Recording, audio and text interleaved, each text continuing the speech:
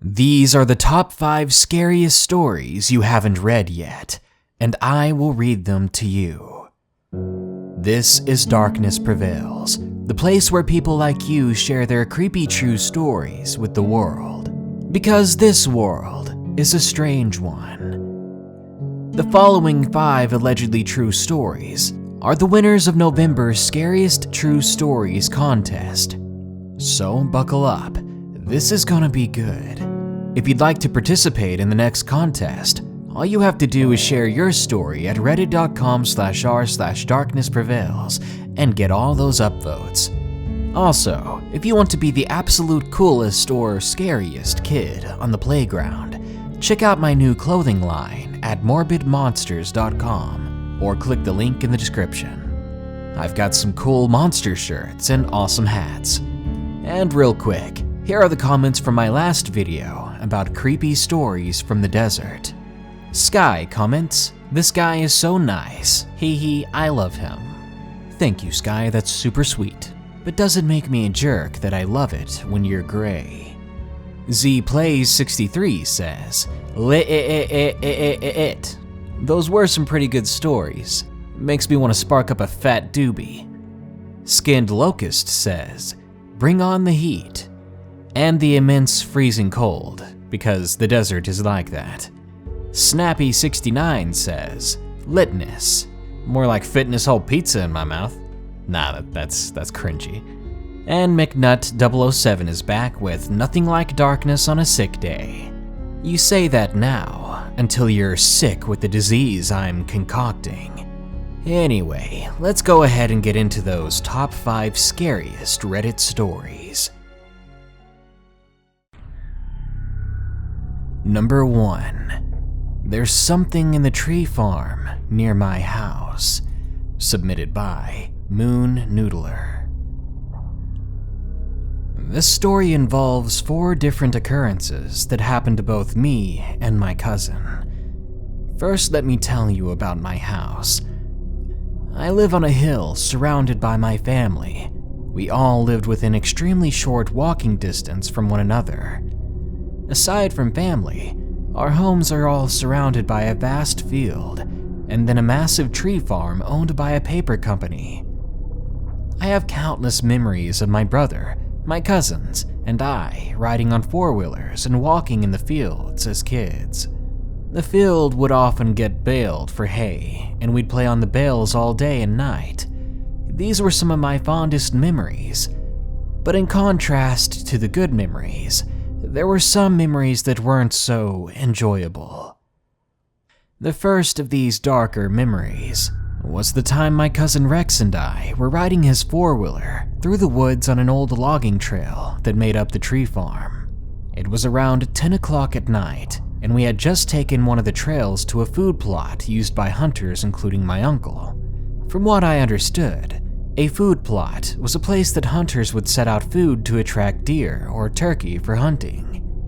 I was never a hunter myself, but my cousins and uncles were very well versed in the trade. The food plot was a wide open circle in the woods, surrounded by trees. It looked like something you'd see a UFO land in some sort of sci-fi movie. My cousin suddenly shut off the 4-wheeler, and we sat in silence for a short while, before he sparked up a conversation about a big buck he and my uncle had seen here a few weeks prior. Rex was suddenly cut off, though, by the sound of a bobcat wailing. It's a horrible sound.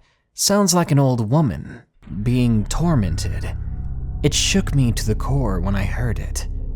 "Screw that," I remember my cousin saying as we started up the 4-wheeler and peeled it out of there. This story wasn't so freaky until the next few incidents happened.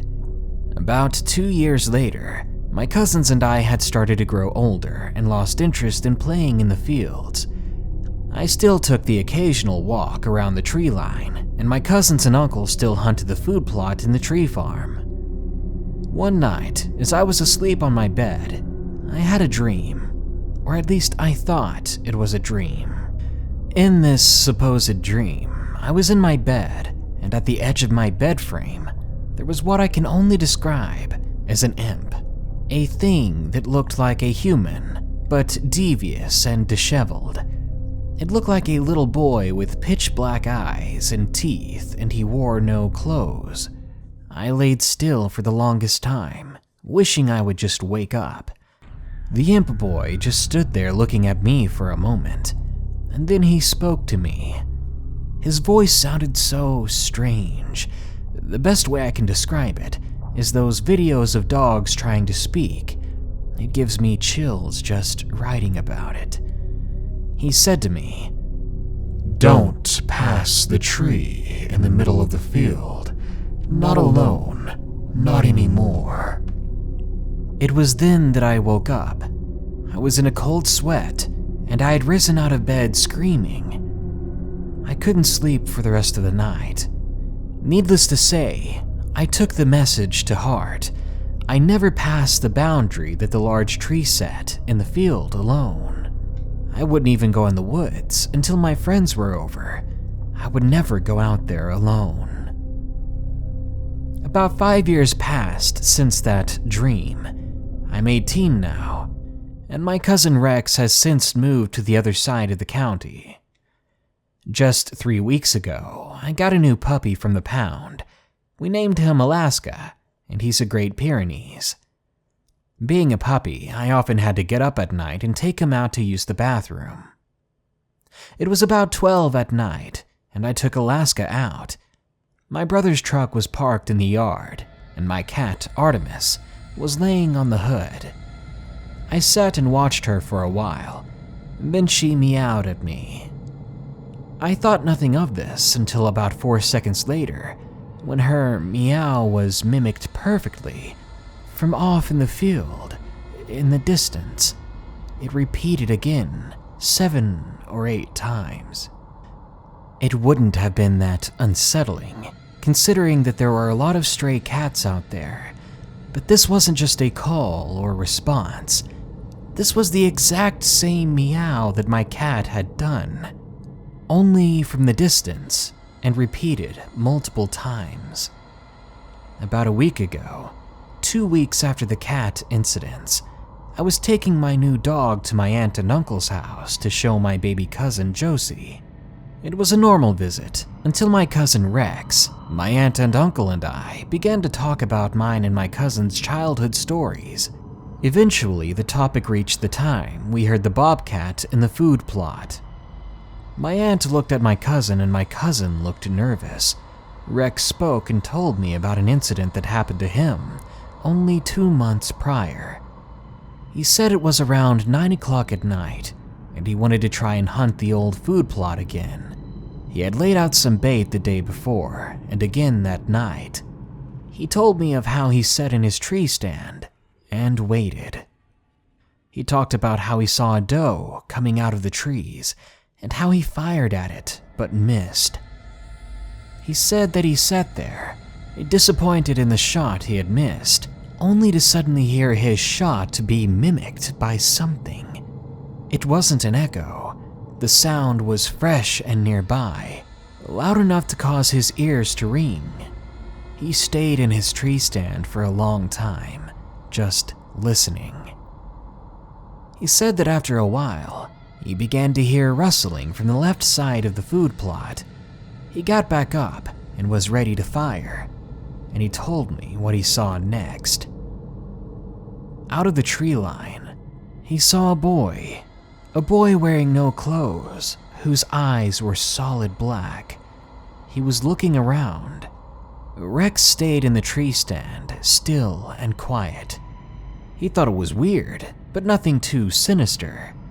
Not until the boy opened his mouth, and the sound of the shot rang again, straight from the boy's mouth. He did this twice before opening his mouth again, and making the same screaming bobcat noise we'd heard so long ago.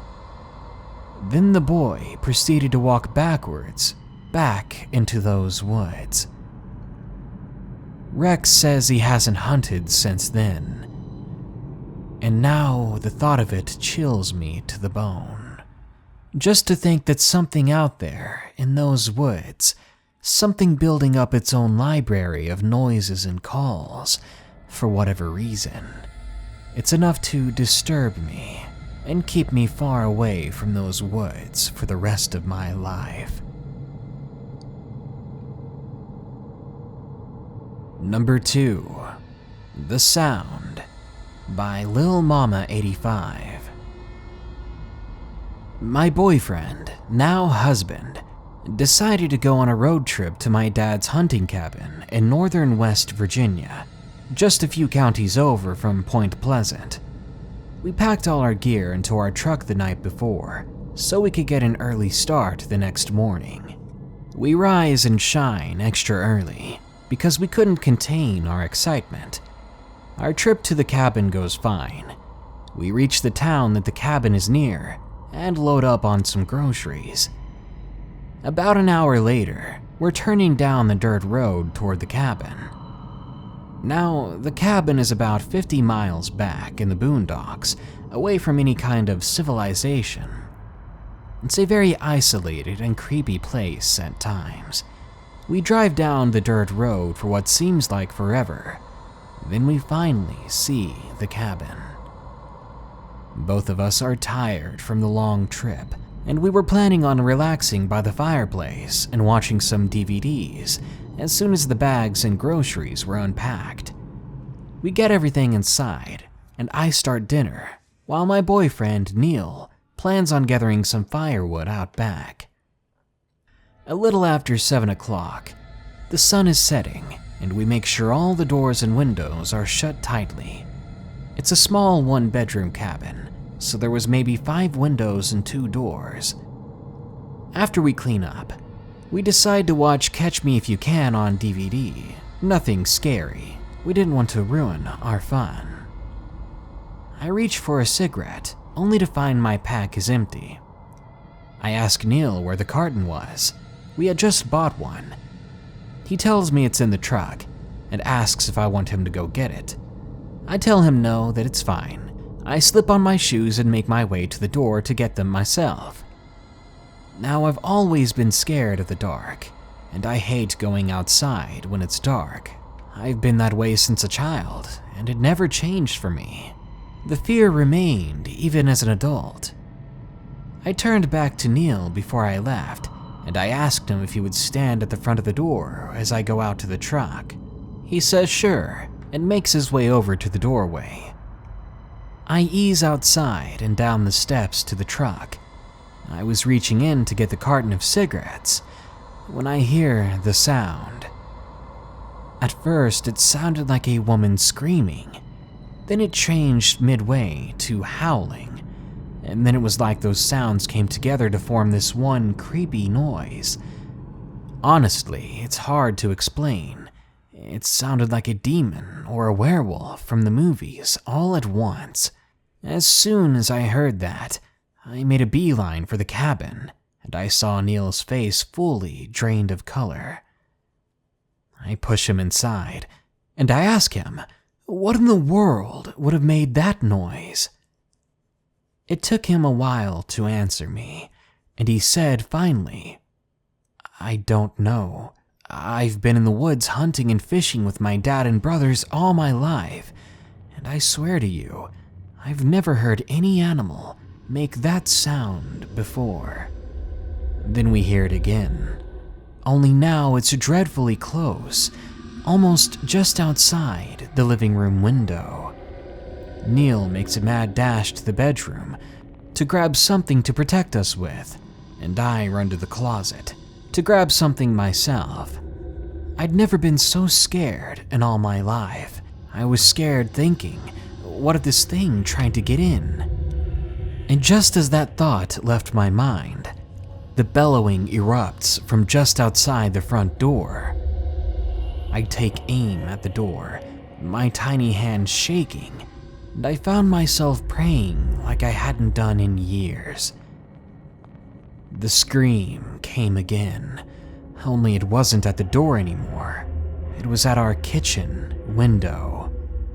Neil and I stood back to back, ready for anything, and then we heard a crunching sound like rusty metal breaking with ease. We were too scared to move, too scared to go and investigate. After an hour of standing like that and not hearing anything else, we began to slowly walk over to the kitchen window to look and see if we could spot anything. Neil, being taller than me, looked out the window first, but when I heard him whisper, "Oh my God," I couldn't help but follow up with a worried, "What do you see?" He replied, It ripped a hole in our truck." I jumped up and looked out the window myself to see a gaping hole ripped in the door of the truck.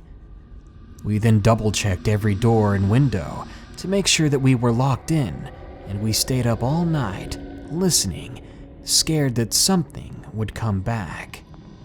Morning came, and we decided to inspect the truck. Neil decided to go out first. We get to the truck, and there were claw marks from the taillight to the passenger door, and then a huge hole like this thing had punched it inwards. We go back inside in a hurry and call the forest ranger. He comes out about 3 hours later, looks at our truck, and then tells us that in the last 6 months, 12 different people have gone missing from this exact area. Even the nearby farms have reported the same sounds we have during the night.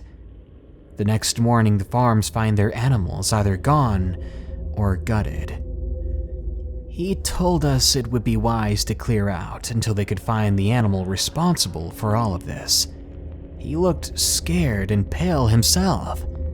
He said he didn't want to be up here for a long period of time. He said, "To be honest with you folks, this place really creeps me out. I'll wait for you to pack your things and follow you down the main road, but that's it." We didn't need to be told twice. We tossed our stuff into the truck and flew down that dirt road. When we made it to the main road, we thanked him and we went home. To my knowledge, they've never found any animal, thing, or person. Nothing that was doing those things in the woods, and we've never been back there. We didn't see whatever it was, and I'm glad we didn't. But I do know that there's something making those sounds, something that could do a lot of damage easily, something that might just be taking people. Number 3. The Shadow Man, submitted by psychoticguppie. I've always wondered how many other people have seen the Shadow Man. Maybe someone out there will know something more about him, or can explain why I seem to have been targeted by him. For starters, I'm in my early 20s, and this happened almost 13 years ago, when I was 11. I was delighted by the thoughts of ghosts and liked knowing that if a loved one passed, they would be around me still. We had moved recently back then, and the house we moved into was just down the block from our old place. The houses were built on land that used to be an old swamp where countless people had passed in accidents or took their own lives. I know, right? Such a lovely place to build a community on. But let's jump to a week after we finally moved everything in. I began to feel uncomfortable in my own home. Whenever I was left alone for more than a few minutes at a time, I always felt like I had eyes on me, like someone was always behind me, breathing down my neck, but no one else was around. My room was 10 times worse than any other room in the house when it came to this feeling of despair. It came to the point where I could only feel comfortable in my own home if someone was around me at all times. I always felt as if someone was watching me. I just couldn't see who, but I could feel it around me. In that house, I always had horrible nightmares every night. dreams of being chased by something invisible, something I knew wanted to harm me. No matter where I went or where I could hide, it would always find me. Thankfully, I'd wake up before it could do anything, but I would always see his hands extended, like he was going to strangle me. That was the only time he'd appear in my dreams, those shadowy hands. I began to sleep in bed with my mother, and the dreams stopped. I slept in her bed for 2 weeks straight, and then one night she told me I had to sleep in my own room, and that everything was going to be fine. I begged and pleaded for her not to make me go, but she told me I was just being silly, and that nothing was in there. There wasn't something in the whole house that was going to hurt me. She took me to my room, tucked me in bed, and then patted my back until I fell asleep. That's when the dream started. I was running in the woods, away from this shadow man. He wasn't invisible completely anymore.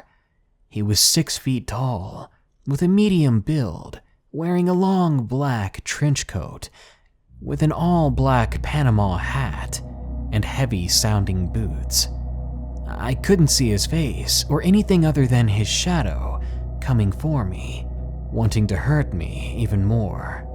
I tried to stop and hide, but he appeared right in front of me, forcing me to change directions, which led me to an edge of a cliff. But just as I was about to jump off and get away, I woke up, in a cold sweat, my heart pounding, and I felt like I needed to get out of my room. So I crawled into bed with my mother. I was about to close my eyes when I saw him in real life.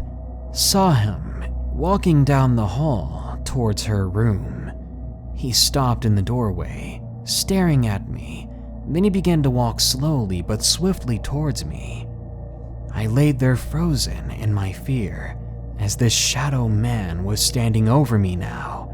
I was living a moment where my nightmare had literally come to life and was standing over me. I shut my eyes, waiting for something to happen. I thought it was all over. I opened my eyes again to see him beside the bed, leaning down, getting closer. He had his hands reached out, like he was going to hurt me. I could barely breathe. When I opened my eyes once more, after what felt like forever, the shadowy man was gone, leaving behind the faintest, echoing laughter. After that night, I never saw him again, not until my 21st birthday, where I found him in the corner of my room in the middle of the night. He was just watching me. He vanished again that time, leaving that faint laughter like he did before. I see him every so often still.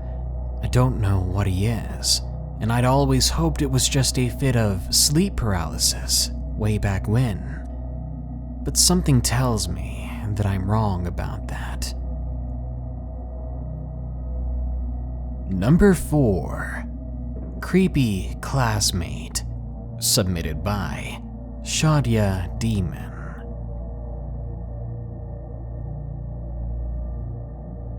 I always thought I lived in a nice neighborhood, in a town where the worst person you could meet was someone with a twisted sense of humor and nothing more. Well, that's what I thought until my junior year of high school. My algebra class was filled with different kinds of people, despite it being a small class. There were the girls who care more about selfies than doing their work. There were the goth guys who were pretty chill when you got to know them. Then there were the rebellious guys who were always late to class. I didn't fit into any of these groups. I'm more of a tomboy, and I don't see myself as a superficial person, like many of the girls at our school. And neither did Tank. Tank was a boy who, at the time, I felt he was the only person in that class I could actually get along with, the only person that understood me. I just didn't get along well with the other people. He was really good at math too, So whenever I was stuck on a problem, or I missed how to do a problem in class, I always knew Tank would help me out. When we did big group projects, he was always my go-to guy, even if I knew what we were doing. But when we were done with our work, we would talk about anything we liked, and that's how I found out we had a lot in common. We loved creepypasta for one thing. But his biggest passion seemed to be talking about weapons and how much he knew about them. I didn't really see this as a red flag, because there are people out there who are into weapons like guns and swords, people who would never imagine hurting other people. But as he talked about weapons, that's when I should have been listening to his red flags. Sometimes Tank would talk about how he could use a pencil as a weapon, how you could stab people with it.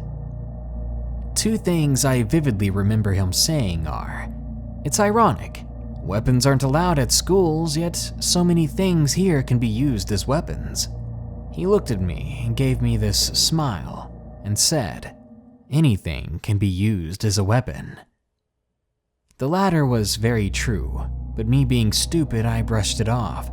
I was thinking he wanted to brag about some things he heard on TV or something. Another red flag of his that I apparently ignored was how Tank talked about his grandmother who lived with him.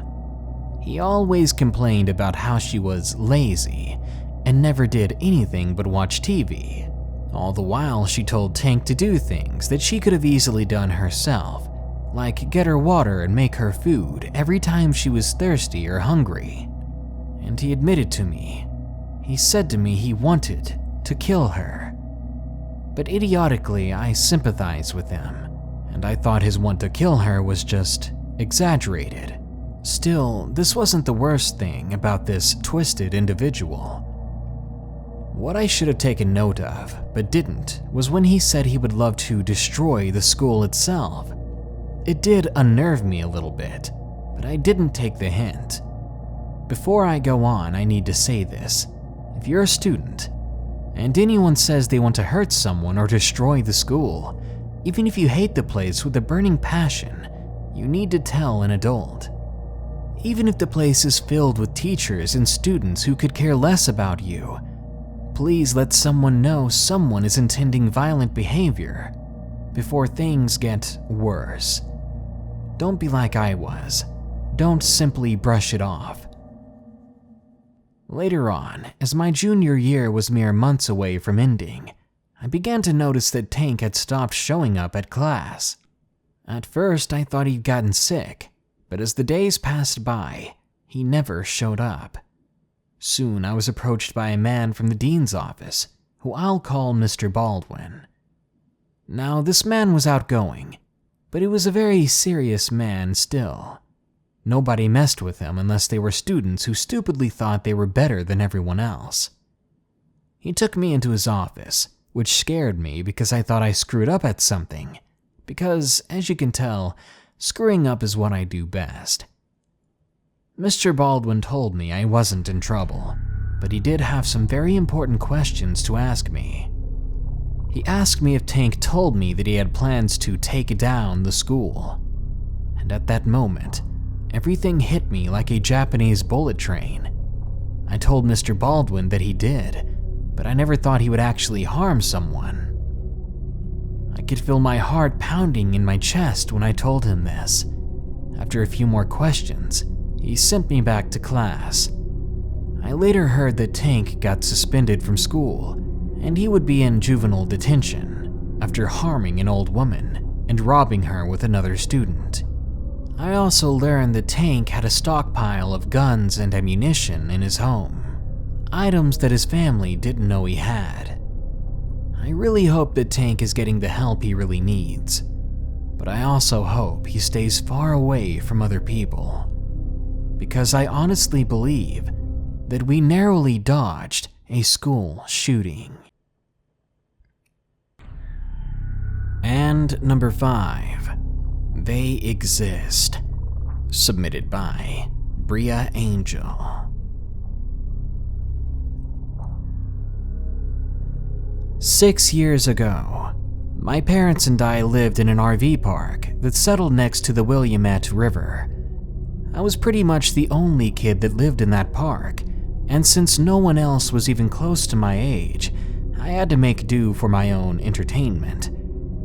My usual routine was leaving the trailer in the early afternoon. I would explore near the river and run around the wooded trail sitting just above the trailer park. There was even a perfect sitting stone I used to climb up and just survey the entire park, and I wouldn't come home until nightfall. Every now and then, you get your creeps and nosy neighbors, but I was old enough to know to stay clear of people that gave off bad vibes, to just ignore them. One night, I was sitting by my window, unable to sleep. I kept getting this odd pressure in my head that I couldn't ignore. It was making me restless, so I decided to do some stargazing.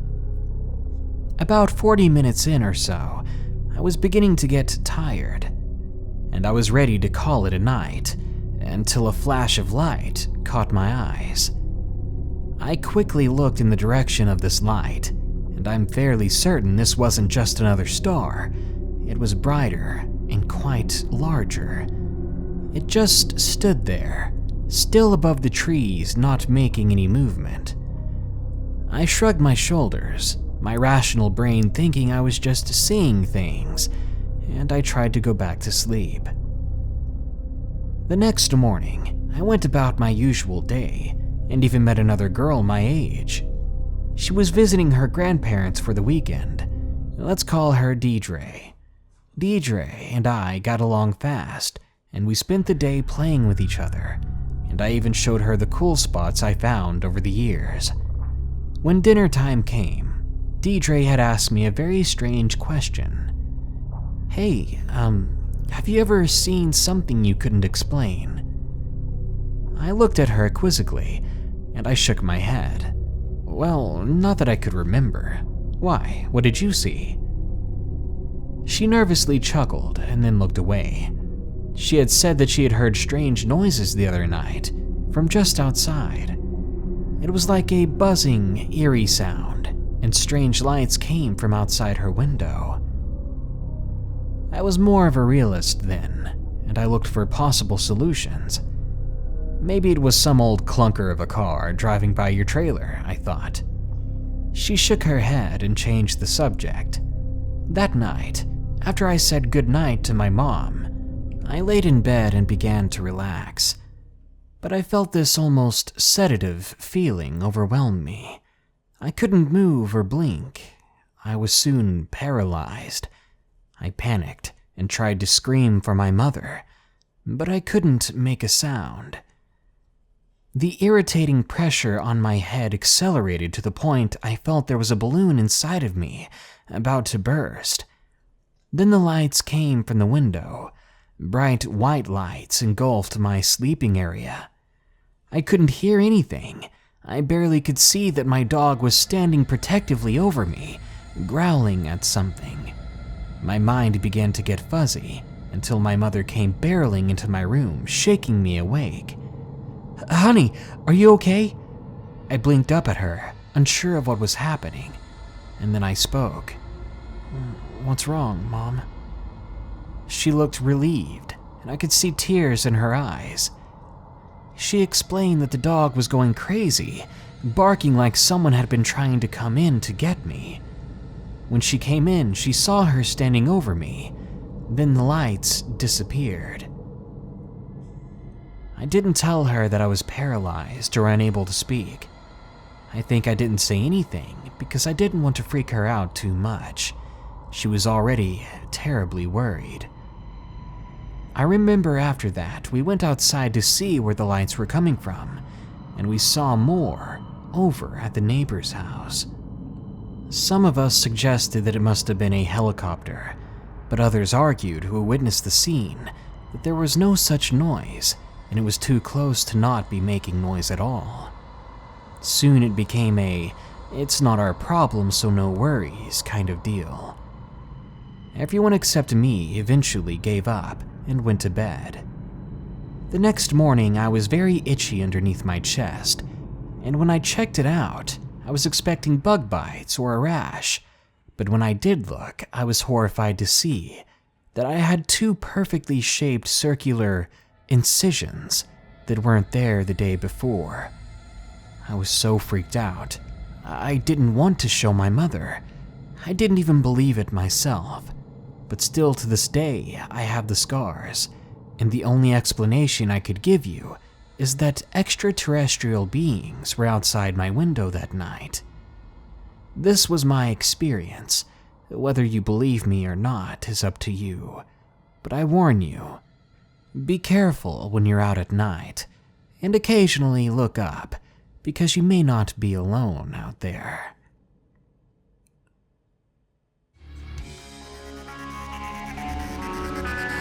These have been the top 5 allegedly true scary stories from our subreddit. I wish to thank everyone who competed and sent a story to reddit.com/r/darknessprevails.